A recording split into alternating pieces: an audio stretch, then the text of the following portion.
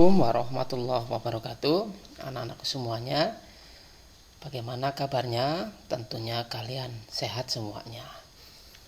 Pada pembelajaran kedua kali ini di subtema 1, tema 7 ya, anak-anak semuanya. Pada pembelajaran 1 kemarin kita sudah belajar mengenai bagaimana bangsa Eropa menjelajah dan datang di Indonesia. Kemudian faktor-faktor apa saja yang membuat mereka datang ke Indonesia dan ingin menguasai Nusantara saat itu. Nah, pada pembelajaran kedua kali ini kita akan coba mengulas tentang saat Portugis, Belanda, Inggris dan berada di Nusantara kita.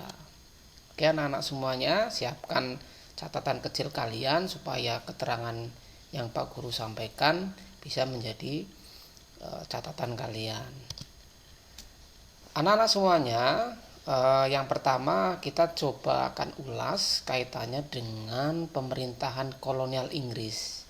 Nah, pada tahun 1811 ya, tepatnya di tanggal 19 Oktober, nah Inggris berhasil menguasai Indonesia, kemudian mengangkat Thomas Stamford Raffles ya sebagai gubernur di Indonesia. Jadi perwakilan Inggris yang menguasai di Indonesia, angkatlah Stamford Raffles ya. Nah, Raffles ini memiliki kebijakan ya. Yang pertama di bidang ilmu pengetahuan, kemudian di bidang ekonomi. Nah, di bidang pengetahuan ya, Raffles ini mengadakan berbagai penelitian. Makanya anak-anak paham kan, pernah mendengar bunga Rafflesia arnoldi. Nah, itu adalah salah satu penemuan oleh Stamford Raffles ini. Nah, dan berbagai macam ya, seperti kebun raya Bogor itu juga salah satu penemuan ataupun jasa-jasa dari Raffles saat itu, karena beliau ini gemar sekali terhadap ilmu pengetahuan, khususnya di botani. Botani itu tentang tentang tanaman ya.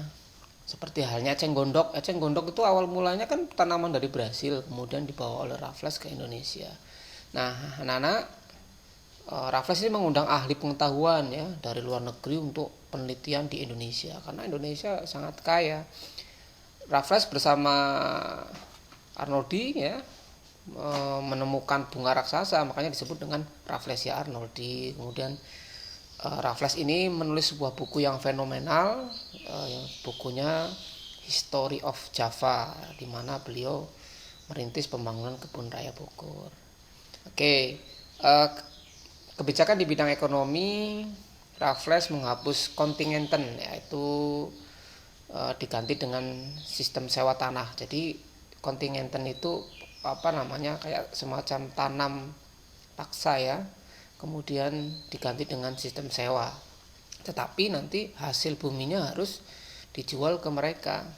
Nah, semua tanah dianggap milik negara, maka petani harus membayar pajak sebagai uang sewa. Nah, ini merugikan sekali buat warga rakyat Nusantara saat itu. Upaya Raffles menerapkan sistem pajak tanah mengalami kegagalan ya. Jadi gagal nih Raffles nih menarik pajak atau upeti ke rakyat. Akhirnya Raffles kebijakan di bidang pemerintahan, pengadilan dan sosial ya.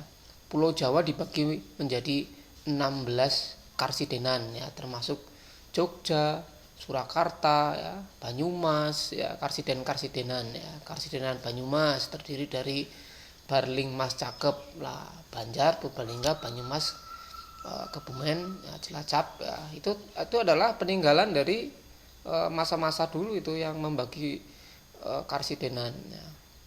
Oke, selanjutnya kita akan bahas di masa pemerintahan Belanda, kolonial Belanda. Nah, pada tahun 1595 Belanda mengangkat Cornelis de Houtman ya. Kalau Inggris tadi mengangkat siapa? Raffles ya. Kalau di Belanda ini mengangkat Cornelis de Houtman ya. Sampai di Indonesia tahun 1596 ya, mendarat pertama di Banten ya. Houtman ini sejak menguasai di Indonesia ya ternyata invasi pertama Hotman ini adalah menguasai tanah-tanah, menguasai perkebunan dengan membuat perusahaan di Indonesia yang dikenal dengan Verenigde Oostindische Compagnie atau kita kenal dengan VOC ya pada tanggal 20 Maret 1602. Ini VOC adalah perusahaan swasta tetapi milik dari Belanda. Kekayaannya luar biasa ini. VOC bertujuan dibentuk di Indonesia menguasai pelabuhan-pelabuhan, menguasai kerajaan, melaksanaan monopoli perdagangan rempah-rempah. Nah, kita kan ketahui kemarin tujuan orang Eropa datang ke Indonesia waktu itu adalah menguasai rempah. Karena rempah ini adalah komoditas yang mahal di Eropa, makanya harus dikuasai. Nah, bumi Indonesia sangat kaya akan rempah-rempah, pala, cengkeh, merica, kemudian banyak sekali ya, terutama di Indonesia bagian timur dan Indonesia bagian barat, daerah Sumatera, Sulawesi, Maluku itu kaya akan rempah-rempah. Makanya kerajaan-kerajaan di daerah timur ya, Ternate, Tidore ya, itu adalah kerajaan-kerajaan kaya saat itu. Nah, monopoli ini adalah gini anak-anak, yang dimaksud monopoli adalah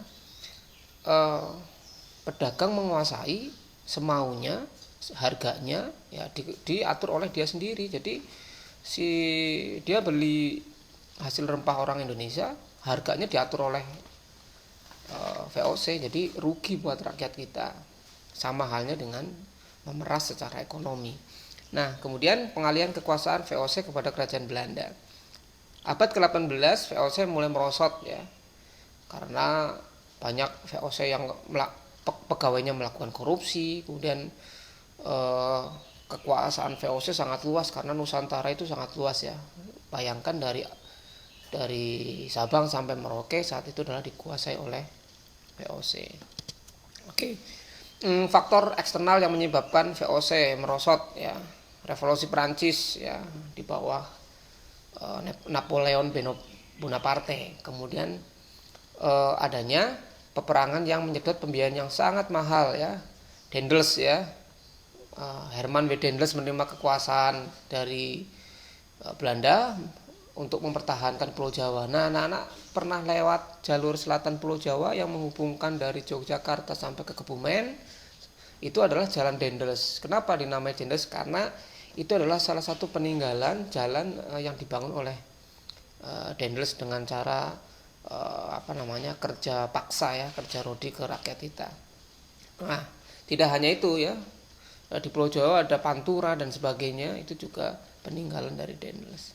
Sebagai gubernur jenderal yang ditempuh oleh Daendels adalah meningkatkan jumlah tentara ya. Dia mengambil dari berbagai suku bangsa, bahkan rakyat Indonesia diiming-imingi uang untuk jadi tentaranya mereka.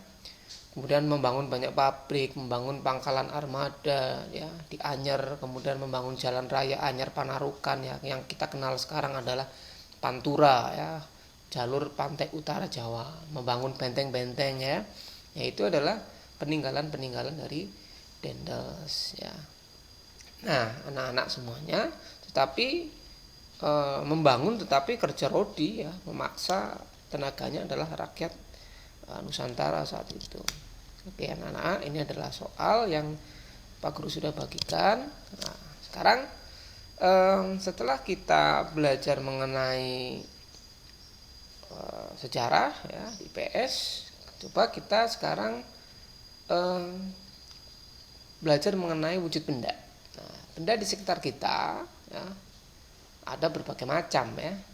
Ada yang berupa wujudnya padat, cair, gas. Nah, ini adalah wujud dari benda. Ternyata benda ini bisa berubah-ubah anak-anak ya. Berubah dalam artian wujudnya. Nah, contoh misalkan membeku ya, perubahan wujud benda cair menjadi padat ya. Nah, proses membeku ini membutuhkan suhu di bawah 0 derajat Celcius. Kalian bisa cek di kulkas kalian, suhunya pasti 0 derajat Celcius ya, bahkan di bawahnya. Mencair ya, dari padat menjadi cair ya. Ini peristiwanya biasanya es yang mencair, menguap. Benda cair menjadi gas. Contohnya adalah apa coba, dari cair menjadi gas ya, kalian memanaskan air lama-lama pasti air itu akan habis karena menguap ke udara. Oke, anak semuanya. Nah, sekarang coba perhatikan. Tadi kita belajar mengenai perubahan wujud. Nah, sekarang salah satu lagu wajib, belajar tentang lagu nih. Lagu wajib adalah lagu yang dipelajari oleh siswa ya, untuk menanamkan rasa cinta tanah air, menghargai jasa pahlawan, membakar semangat perjuangan ya. Ciri-cirinya cinta tanah air, kepahlawanan, nasionalisme, rela berkorban ya. Biasanya lagu wajib ini menggunakan irama yang semangat atau berupa himne ya. Lagu wajib diajarkan, dipelajari, dihayati ya, supaya nilai-nilai perjuangan bangsa kita melekat pada diri kita. Nah, pada kesempatan ini Pak Guru kenalkan lagu wajib yang berjudul Rayuan Pulau Kelapa. Nah, nanti contoh menyanyikannya nanti akan kita ulas di ulasan pembelajaran SPK pada pertemuan yang akan datang. Nah, anak-anak, demikian penjelasan singkat dari Pak Guru. Seperti biasa, sebagai keaktifan kalian dalam tugas ini, kalian silakan saja memberikan ulasan di kolom komentar supaya Pak Guru tahu siapa-siapa yang sudah berkontribusi dalam pembelajaran hari ini ya. Absen boleh, kemudian bertanya boleh, atau mengulas sedikit tentang pembelajaran pada hari ini. Terima kasih anak-anak semuanya, tetap sehat, selalu semangat belajar. Assalamualaikum warahmatullahi wabarakatuh.